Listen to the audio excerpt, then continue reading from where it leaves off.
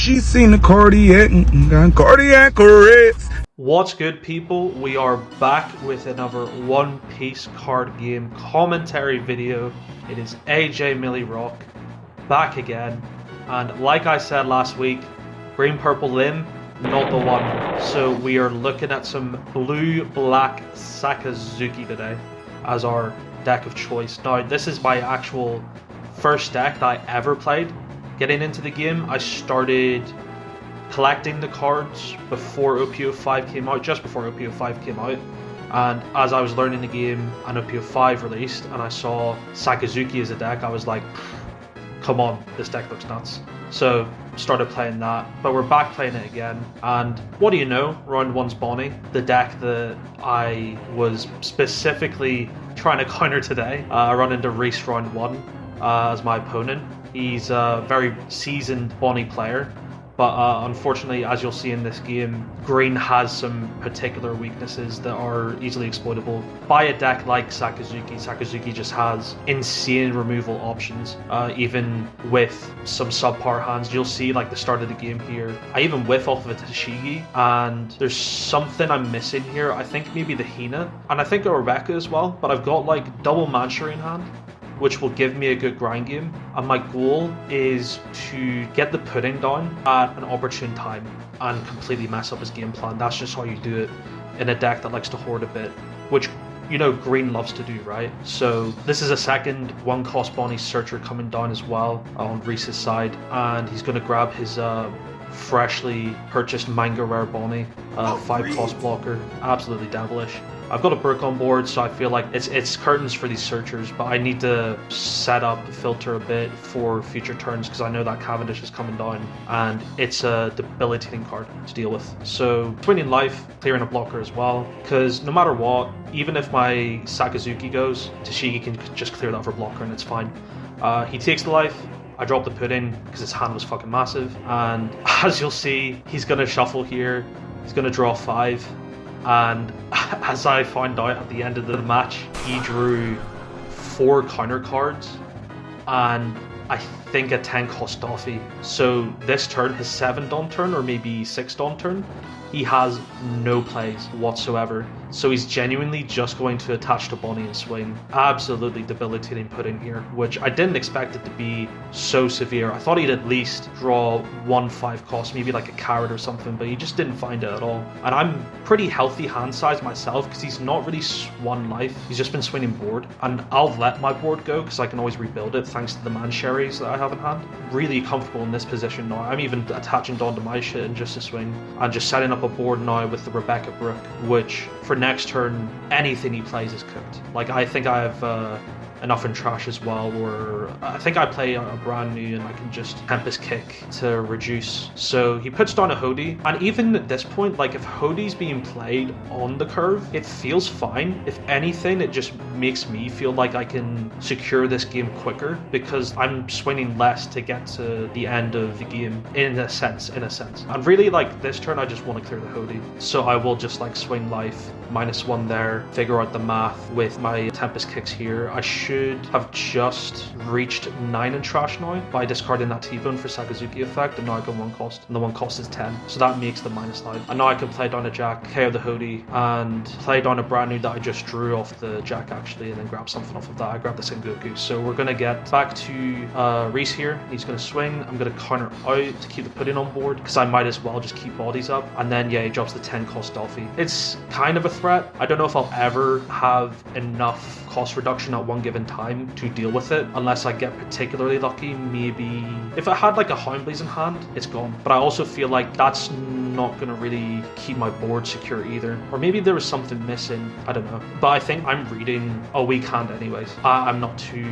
concerned with dealing with the Dolphy right now. I want to save resources in some capacity, so I'm just going to back it to get a brick out and then pass over to him with some light swing swings, attach it to the brand new as well. That's the thing, Sakazuki's power is putting out these smaller bodies and just rushing down the opponent, preferably with Hound Blaze. You'll just turn a Searcher into a 7k swing out of nowhere, while also removing something beneficial at the same time. He's going to take out Mancherry, which I'm not too fussed about, and I'll let him clear the Brook as well for some reason. I actually don't know why I did this in Reflection. This turn is where he tries to go wide. He's going to go Cavendish Bonnie, filter his hand a bit, try and get some good cards out. He discards a Hody, and then with his 3-cost Tashigi comes down, which I have Jack on board. It's a non-threat. I think I'm fine, to be honest. So I'm just contemplating how I want to deal with the other cards on board. And I have a lot of Tempest Kicks in hand. Now I'm just realizing, so I've got like 3. Makes clearing the board incredibly easy. So I'm just Jack resting to get rid of the Tashigi straight away. Hound Blazing the Bonnie blocker, putting that on the Pudding. Pudding's not going to be a 7k swing. Oh no, I actually changed my mind here. I think, ooh, what am I doing here?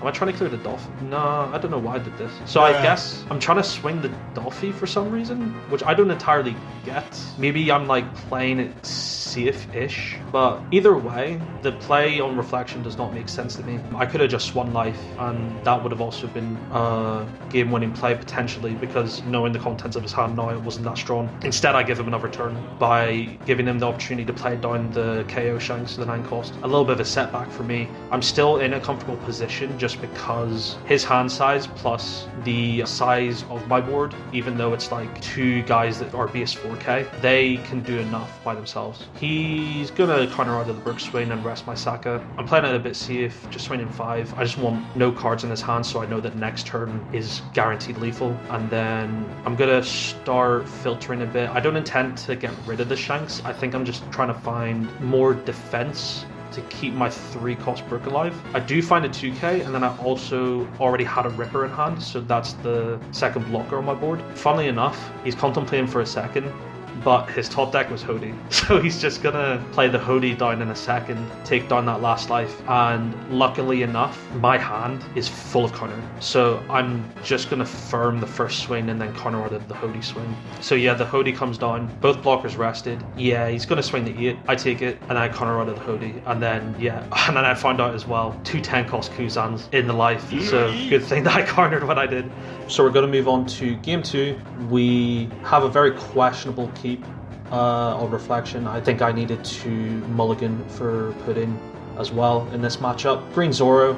I kind of knew this would be a tricky matchup. There's cheeky plays you can do. I mean, you can put down Kuzan Ripper on the same turn, and that's a pretty powerful play, which is kind of why I decided to go first, because I won die roll here. But yeah, we didn't really see that combo. We also aren't seeing the Pudding either. And Nula here, she drops down Pedro, which is kind of a tricky one. Like, I'm looking at it like, what the fuck did I do about this card?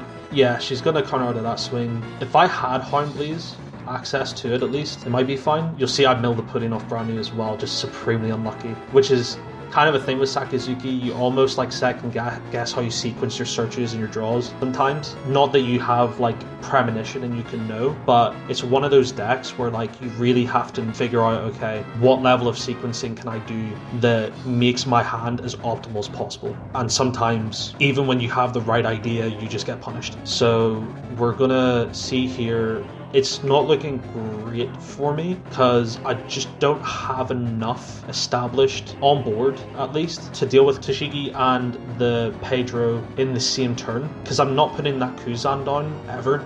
I know the moment I play it, Tashigi's just gonna arrest it again and just run it over. The leader swing on Zoro. So yeah, like the Brook is nice, but I really need to see decent levels of cost reduction as well. I think I decide here, I was deliberating on cost reducing the Pedro, but I do it to Tashigi instead. Yeah, I just KO the Tashigi, attached on the Brook, swing 7, and then the Pedro trades with the Brook. And then I'm thinking here, did I even swing with the Sakazuki? And Nula's nice enough, she's like, yeah, don't worry, just do the swing. So we have a Cavendish coming down on her turn, which is going to bring down another Tashigi, which is going to clear the Hina, which is then going to clear life. And you see the power of Zoro. Zoro looks at a 4-life deck and is laughing absolutely laughing, because even though Sakazuki has the potentially decent defenses, it can never be enough when I'm just one life less. It's just an immediate disadvantage before the game even starts. I put some cost reduction on the Cavendish and Jack KO it. It's just hard to know when you are already losing in a matchup if you could have sequenced things a little bit better or played a little bit more moderately. But Zoro's a weird deck. It puts you on a timer and you feel the pressure when you play against it. In these kind of scenarios, I am more inclined to just be more aggressive in my plays. I know that Zoro has the capacity to do the same. So another Cavendish comes down after Hiyori's search here. The Hiyori's not really an issue here, I think.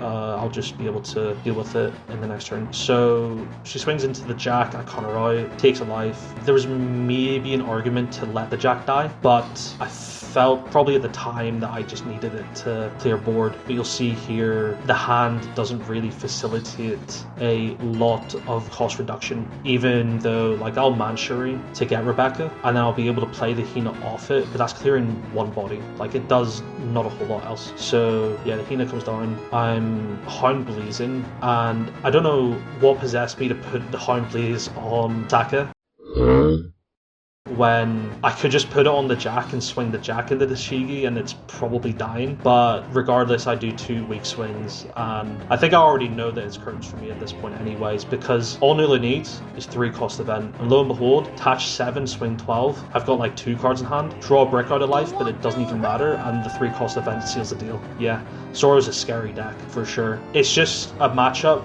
that maybe Sakazuki, if everything goes right, can win, but Zoro's power as a deck is just that its card design as a whole, the whole archetype, is a lot more powerful. Like the cards that Sakazuki was playing with at the time, obviously Gecko Mori was crazy, but every card in Zoro has a high level of functionality and synergy with that deck, whereas because you're playing more generic cards in Sakazuki, the synergies aren't always there for you, they aren't always accessible. It's not like I can play down a Tashigi and search Rebecca. If I could, that'd be crazy, but it's just not possible. Because of that lack of synergy, there's issues there. You have to hard draw a lot of stuff to get the synergies you want. And even then, you're working overtime to get that W on the Zoro player. So that is the end of game 2 and the end of this week's video. I have 2 more games from this locals which I'll be uploading next week, as I kind of ran out of time this week. I'm flying to London very soon, spending the weekend there, so I would not have had time to do a full 4-game video, and I think honestly just trying to test out what sort of video length actually feels good for the channel, and I think maybe 2 games per video sounds like good pacing in my opinion. So, you know, give me some feedback anyways, if you're feeling it, if you're not feeling it, if you want longer videos, if you want the full locals breakdown, and again, if you want any specific decks for me to try out, please do let me know. As for this week, thank you for watching. Hit us with a like, subscribe to the chisel, comment down below, you know the vibes. I have been AJ Millie Rock, and I will see you out on the Grand Line. Peace. Like a moth to a flame.